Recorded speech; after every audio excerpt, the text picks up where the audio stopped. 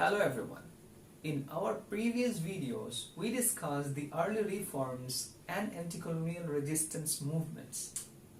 In this video, we are going to talk about the social reforms and the rise of nationalism in British India.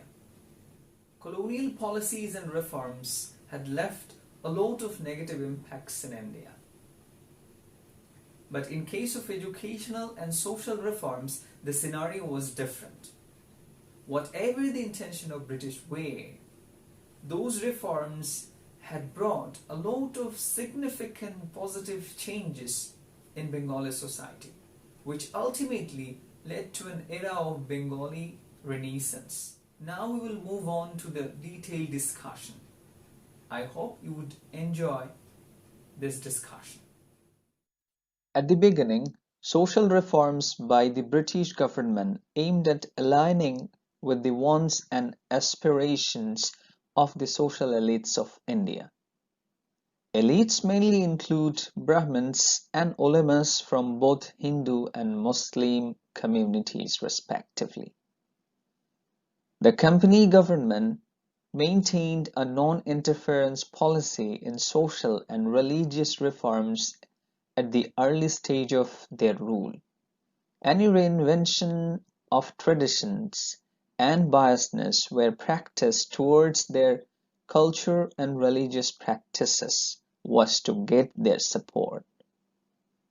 Till the abolition of sati by Bentinck in 1829, this policy was followed by the British government. It did not go all like that. The policy was changed at the beginning of the 19th century, after the Liberals came to dominate Britain's power circle. Reforms initiatives were begun to be taken by the colonial government, and some policy decisions were passed. Abolition of sati, prohibition of female infanticide, and introduction of Western education through Education Act of 1835 were the notable examples of shift from non-interference policy. We are going to be a bit more detailed about these in the following. A major policy shift in reforming the system was to change the official language from Persian to English. It pushed the Muslim community, including their Persian expert, elite class, backward, and eventually led to the rise of new Hindu elite class people. On the other hand, English education exposed India to modern educational thought, thus helped grow reformists from within the Indian society as well. In later part of the discussion, we will touch upon it. Social reforms in India were accompanied by a new trend of change in the Bengal society, which was known as Bengali Renaissance. During the 19th century, Bengal witnessed an intellectual awakening and development bestowed mainly with the newly introduced Western educated elite. The changes include social, cultural, psychological, and intellectual changes in Bengal during the 19th century. You might be curious that how this so-called Bengal Renaissance impacted on the whole societal system. Very importantly, it challenged orthodox social norms and practices like sati, female infanticide, dowry system, widow remarriage, etc. We have talked about these changes a little at the beginning of this video. A question can be raised that why these change occurred in this comparatively conservative society of Bengal. It was the result of contact between British officials and evangelical Christian missionaries, and predominantly Bengali Hindu intelligentsia. Some important institutions played key role to instigate the reforms from within the society, or at least make the society changeable. One of them was the College of Fort William, founded on 10 July 1800. It created broader scope for exchange of Indian and European thoughts. Another very important initiative was the establishment of Hindu College in 1817, which was later renamed as Presidency College, currently Presidency University in Calcutta. Three strands emerged in response to the introduction of Western education and culture.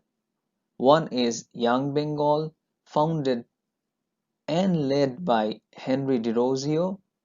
This group was based on Hindu College and was most enthusiastic about the new ideas from the West.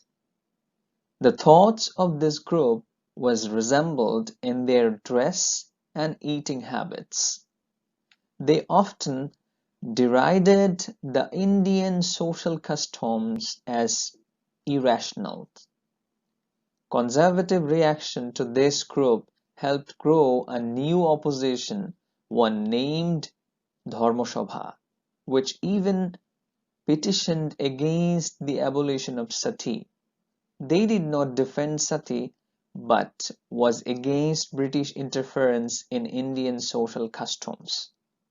They even supported Western education and patronized Hindu College. Creative strands can be seen through the foundation of Brahmo Samaj led by Ram Mohan Roy, which rejected caste and idolatry and sought to return to the original monotheistic purity of the Upanishads.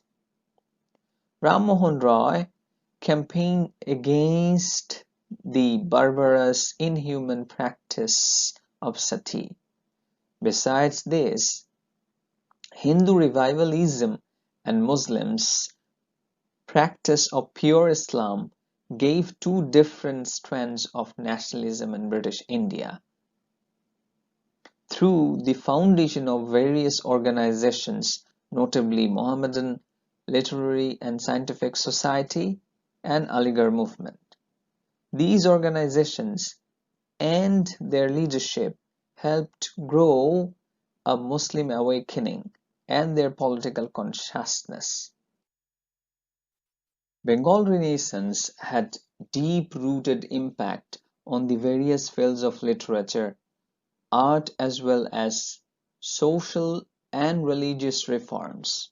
Development of literature can be known by the strong emergence of Rabindranath Tagore, Michael Madhusudan Dutt, Bankim Chandra Chatterjee, Begum Rokeya, and many others, bringing new trend in Bengali literature. Modernization of Bengali language and literature took a significant shape in rise by developing grammar of Bengali language and translation. Notables are William Carey and Ram Ram Bosu, whose contributions are still significantly remembered. Emergence of print and publications helped to publish newspapers, periodicals, and books were being published regularly in English and Bangla, thus promote the development of new social identity and solidarity among the Bengali intelligentsia. In the field of science and technology, Bengali people started to set their footholds strongly.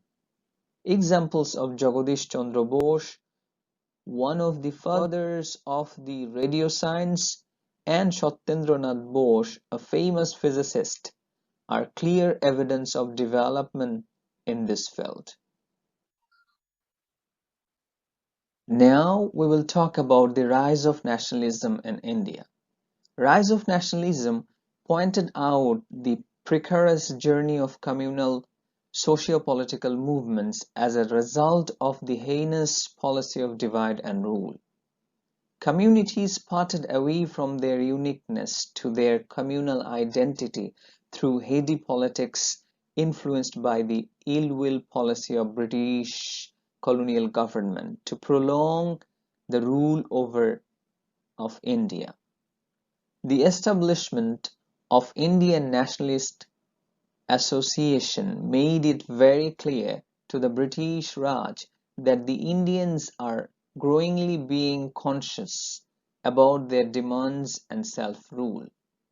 Cunning English civil servant Alan Octavian Hume, realizing the upcoming danger from nationalists, established the Indian National Congress in 1885. It was termed as a safety valve to stop growing dissatisfaction of an imminent nationalist upheaval. The Indian National Congress later led almost all Indian movements against British Raj and championed the independence of current-day India. Throughout its journey, Congress represented a picture of varied phase of nationalism, like non-violent Satyagraha of Gandhi to extremists' unorganized Quit India movement. Indian National Congress had never been able to win over the heart of majority of Muslims, not only in Bengal, but also in the whole India. Participation of Muslims in the Congress had been too low in comparison to their population ratio. The upper class Ashraf Muslim, being conscious about the overly Hindu dominance in Indian politics, tended to become more Muslim than Indian. It increased amidst the high rise of Hindu revivalism through Swadeshi movement against the Bengal partition of 1905. Notably, Bengal's Muslims saw the partition as a great opportunity for them to get more educational, judicial, economic, and political facilities. In 1906, Muslim leaders laid down the foundation of the All India Muslim League to promote the rights of Indian Muslims. The emergence of these two political parties on religious line indicated how British policy of divide and rule policy worked well among the communities of India. In that way, they easily controlled this large area of Indian land without any troubles. A name is closely associated with the movement of nationalist aspiration in India, which is Mahatma Gandhi. Non-violence was the main idea of his political philosophy, by which he influenced a lot of Indians. That's the end of this class. I hope all of you have enjoyed our discussion under this class. We will detail the nationalism and nationalist politics in our subsequent classes. Thank you for watching and paying your attention.